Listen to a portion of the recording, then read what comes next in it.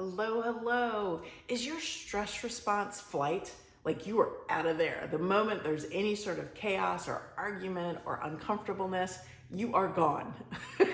That is a very, very valid stress response, but it can be very aggravating for people in your lives that are trying to have a conversation. And when that conversation gets uncomfortable, you're gone, right?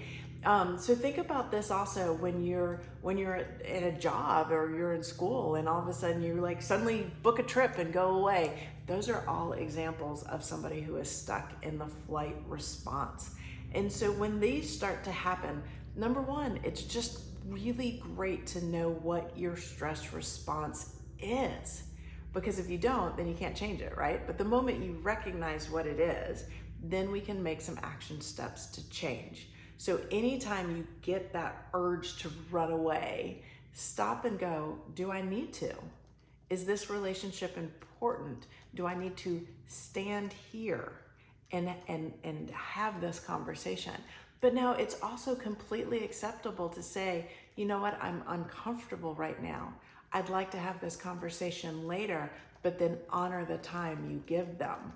Or you could say, right now I think I could do this conversation through text or through phone or through email, but I'm not sure that I've got what it takes to have this conversation face to face.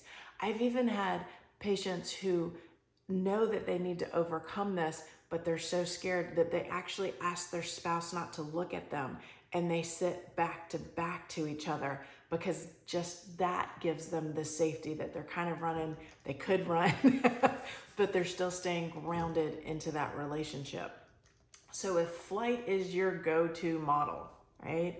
Completely understandable. But I'm going to really encourage you to breathe, grab some essential oils, turn that flight response off, stay very grounded, and try your best to have that conversation, even if it's just for a couple of minutes, and then go, okay, I'm done now.